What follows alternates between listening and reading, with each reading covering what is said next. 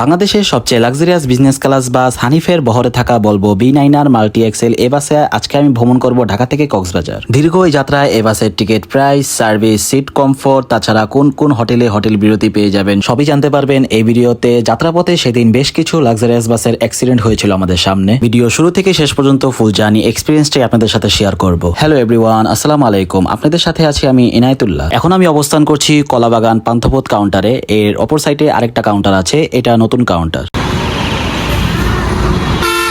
Already আমাদের বাস চলে এসেছে। ঢাকা থেকে কক্সবাজার যাওয়ার আজকের ট্যুরমেট হচ্ছে এই বাসটি। ঢাকা থেকে কক্সবাজার বলবো এসি রাতে দুইটা ট্রিপ আছে, একটা 10টা 30-এ আর একটা 11টা 30-এ। আমার টিকিট করা ছিল 11টা 30-এ। আর আমি যখন এই বাসে ঢাকা থেকে কক্সবাজার জার্নি করেছি এর 1-2 সপ্তাহ আগেই এই বাসটা নতুন অবস্থায় নেমেছে। বাট এটাতে কিন্তু বলবোর স্টক ইঞ্জিন নেই, উইচাই ইঞ্জিন দ্বারা রিপ্লেস করা হয়েছে। হ্যাঁ, আপনাদের একটা প্রশ্ন রয়ে যায় যে এগুলোতে বলবো স্টক ইঞ্জিন নেই, তারপরেও কেন এগুলোকে বলবো বলা হয়? কারণ এগুলো কিন্তু বেশ কয়েক বছর বসা ছিল আর বেশ পুরনো হয়ে গেছে এগুলো, যার কারণে এই বাসগুলো নতুন করে উঠিয়ে উইচাই ইঞ্জিন দ্বারা রিপ্লেস করে চালানো হচ্ছে। তবে ইঞ্জিন ছাড়া বাসে সাসপেনশন সহ সবগুলো জিনিসই কিন্তু বলবোই রয়েছে। বাই দ্য ওয়ে, তাদের বহরে কিন্তু এখনো বেশ কিছু বলবোর স্টক ইঞ্জিন রানিং আছে, যেগুলো এখনো বলবোর স্টক ইঞ্জিন রয়েছে। ওগুলোর বেশ কিছু রিভিউ দেখে যা বুঝলাম, যেহেতু বলবোর স্টক ইঞ্জিন গুলো বেশ পুরনো হয়ে গেছে, যার কারণে কেবিন নয়েজটা একটু বেশি পাবেন। তাছাড়া আমি যে বাসে ভ্রমণ করছি এটা চায়না উইচাই ইঞ্জিন দ্বারা রিপ্লেস করা। আর হানিফ বলবোর এই বাসগুলোতে যে সিটগুলো ব্যবহার করা হয়, আমার মনে হয় না বাংলাদেশে কোনো যাত্রীর অভিযোগ আছে এই সিটগুলো নিয়ে। অভিযোগ থাকবেই বা কি করে, এই সিটগুলো কিন্তু বিমানের সিটের সাথেও তুলনা করা হয়। ওভারঅল হানিফ বলবো নতুন উইচাই ইঞ্জিন দ্বারা রিপ্লেস করা এই বাসে ঢাকা থেকে কক্সবাজার ফুল জার্নি এক্সপিরিয়েন্সটাই আপনাদের সাথে শেয়ার করব। বাই দ্য ওয়ে, এর আগে উইচাই ইঞ্জিন আছে এরকম কোনো বাসে আমার ভ্রমণ করা হয়নি, তো এই ফার্স্ট টাইম হানিফ বলবোর এই বাসে আমার ভ্রমণ করা হচ্ছে। তো আপনারা ফুল ভিডিওটা দেখলেই বুঝতে পারবেন আসলে উইচাই ইঞ্জিন কতটা পাওয়ারফুল। তাই ভিডিওটি শুরু থেকে শেষ পর্যন্ত দেখলে আপনারও মনে হবে আপনিও আমার সাথে ঢাকা থেকে কক্সবাজার ভ্রমণ করেছেন এই বাসে। তাই ভিডিওটি সম্পূর্ণ দেখার অনুরোধ রইল। এতক্ষণ অনেক কথাই বলা হলো, তো আর বেশি কথা না বলে ভিডিওটি শুরু করা যাক। বিস্তারিত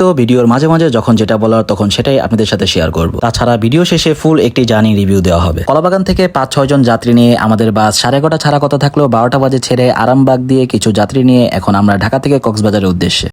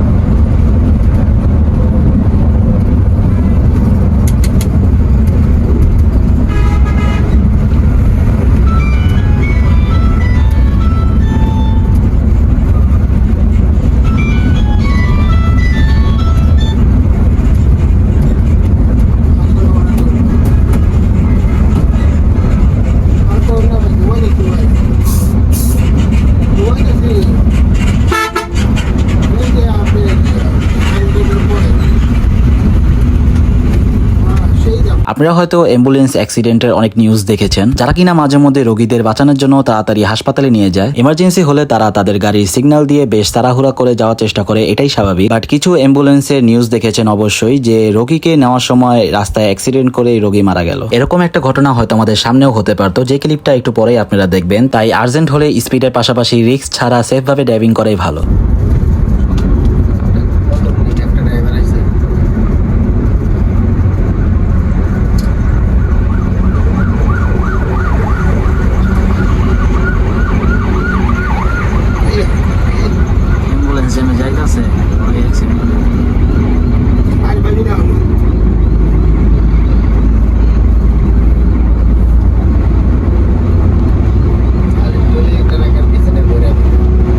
ঢাকা পার হওয়ার পরই সেদিন বেশ জ্যাম ছিল, তখন তেলের সংকটের কারণেই এই জ্যাম ছিল এখানে 1 থেকে 1.5 ঘন্টার মতো। আর এই জ্যামগুলো আপনাদেরকে আর নাই দেখাই।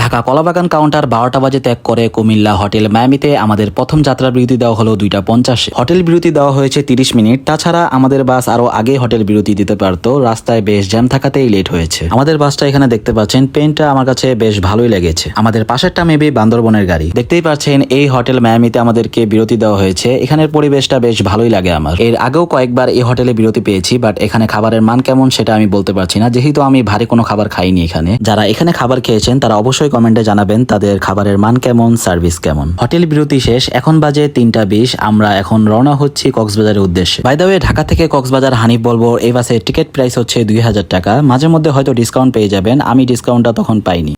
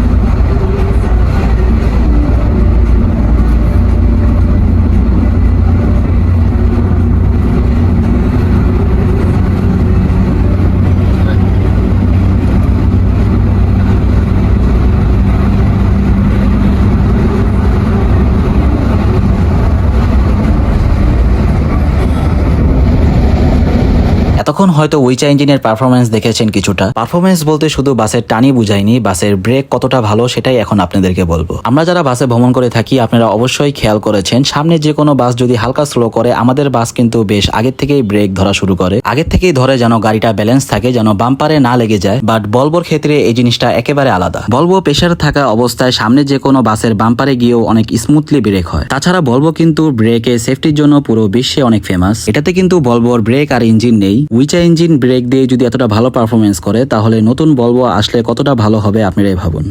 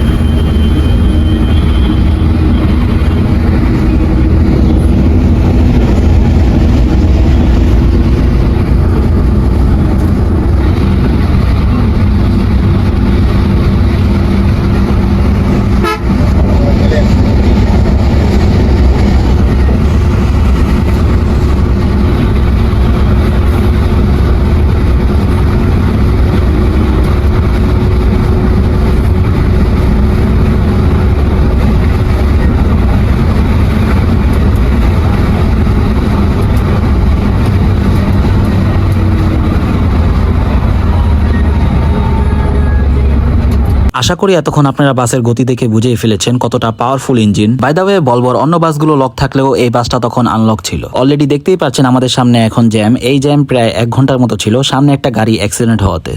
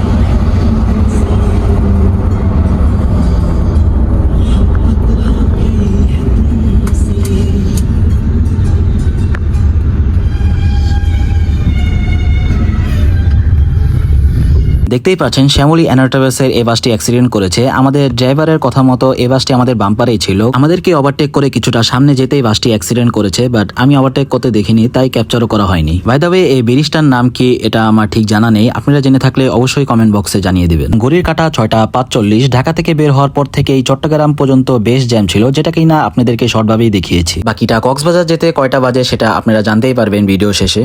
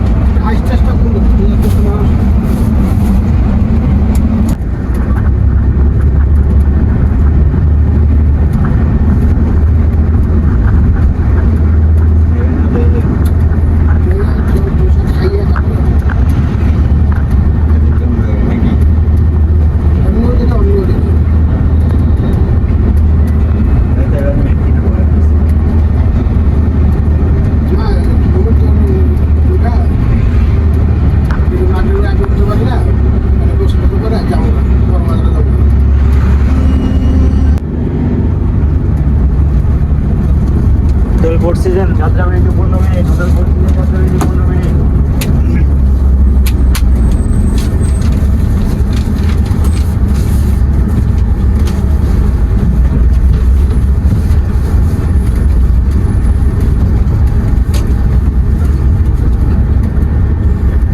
সময় এখন 8:30। আমাদের দ্বিতীয় হোটেল বিরতি দেওয়া হলো ফোর সিজনে। 30 মিনিটের যাত্রা বিরতি দেওয়া হয়েছে এখানে। এর আগেও হয়তো একটা ছোটখাটো বিরতি পেয়ে যাবেন। আমাদের বাসে মাত্র 2-3 জন যাত্রী ছিল তখন, যার কারণে দেওয়া হয়নি। সেদিন দিনটা খুব বাজে ছিল, কারণ আমাদের বাসের পাশে যে সোহাগ বাসটি দেখতে পাচ্ছেন, এটাও কিছুটা দূর যাওয়ার পর আমাদের সামনে অ্যাক্সিডেন্ট করেছে। দেখতেই পাচ্ছেন বাস কিন্তু রেয়ার ইঞ্জিনের, বাসের ইঞ্জিন পিছনে, তারপরও সামনে পিছনে দুই জায়গায় খোলা যায়। এখানে হোটেল বিরতি দেওয়ার পর থেকেই ড্রাইভার আর স্টাফরা বাসের পিছনে ইঞ্জিনের কিছু কাজ করছিল, তাই বেশ কিছুটা সময় এখানেই লেগে যায়। অলরেডি আমরা হোটেল থেকে বের হচ্ছি, সবকিছু মিলে এখানে 50 মিনিটের মতো সময় যায়।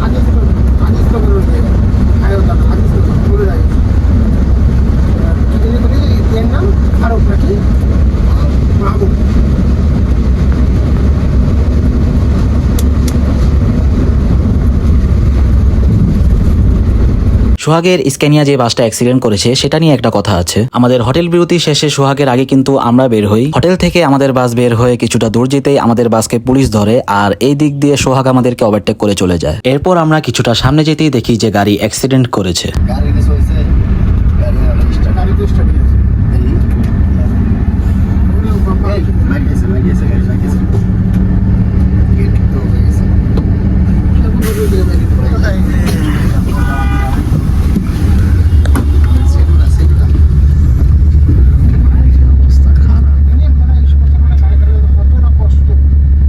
কক্সবাজার থেকে চট্টগ্রাম এই রোডটা রাতের বেলার চেয়ে দিনের বেলায় বেশি ভয়ঙ্কর এখন। অ্যাক্সিডেন্টটা দেখার পর আমাদের ড্রাইভার আগের থেকে আরো বেশি সেফ চালাচ্ছে, কারণ এই রোডটা এমনিতেই খুব রিস্কি। চলেন এবার শুনে নেওয়া যাক ঢাকা থেকে কক্সবাজার এই বাসের ফুল একটি জার্নি রিভিউ নিয়ে। প্রথমত আপনারা এটা ভাবতে পারেন হানিফ বলবো যে বাসগুলো উইচ ইঞ্জিন দ্বারা রিপ্লেস করা, এগুলো হয়তো তেমন ভালো অভিজ্ঞতা পাওয়া যাবে না যেমনটা আমি ভেবেছিলাম, বাট সেটা ভুল প্রমাণিত হলো। আমি এক্সপেক্ট করিনি যে উইচ ইঞ্জিনের এত ভালো পারফরমেন্স পাবো। যেহেতু এটা একটা রিয়ার ইঞ্জিন বাস, তাই বাসের ইঞ্জিন বাসের পিছনে থাকে, যার কারণে সামনে যারা বসবেন তারা একেবারেই সাউন্ড পাবেন না। পিছনেও হয়তো তেমনটা সাউন্ড পাবেন না, হয়তো হালকা একটু পেতে পারেন, বাকিটা গাড়ির মেইনটেনেন্সের উপর ডিপেন্ড করে। যেহেতু নতুন ইঞ্জিন তাই খুব ভালো এক্সপিরিয়েন্স হয়েছে, বাকিটা লং টাইম কেমন সার্ভিস দেয় দেখা যাক। ঢাকা থেকে কক্সবাজার তারা যাত্রা শুরুতেই কিন্তু হাফ লিটার করে একটি পানি দেয়, যেটা আমার ভিডিও শুরুতে বলা হয়নি তাই এখন বলে দিলাম। আপনারা হয়তো দেখেছেন অন্য যে কোনো বাসের সিট নিয়েই অনেক কথা হয়, বাট এই বাসের সিট নিয়ে আসলে কথা বলার মতো কিছু নেই, আপনারা জানি করলেই বুঝতে পারবেন। যেহেতু অনেক বাসে ট্রাভেল করা হয়, ভালো খারাপ সবই আপনাদের সামনে তুলে ধরি, বাট এই বাসের তেমন খারাপ কিছু আমি পাইনি। বাকিটা আপনারা আপনাদের মতামত কমেন্ট বক্সে জানাবেন যারা বলবোতে ভ্রমণ করেছেন। অবশেষে কক্সবাজার এসে পৌঁছালাম। আমাদের বাস আমাদেরকে নামিয়ে দিয়েছে 11টা 30-এ। আপনাদের যদি কোনো রিকোয়েস্টেড ভিডিও থাকে তাহলে অবশ্যই কমেন্টে জানাবেন, সুযোগ হলে অবশ্যই চেষ্টা করব। আশা করি ভিডিওটি ভালো লেগেছে আপনাদের। তো আজকের ভিডিওটি এ পর্যন্ত। এই ভিডিওটি যদি ভালো লেগে থাকে অবশ্যই চ্যানেলটি সাবস্ক্রাইব করে দিবেন। Wastelands through the highways, and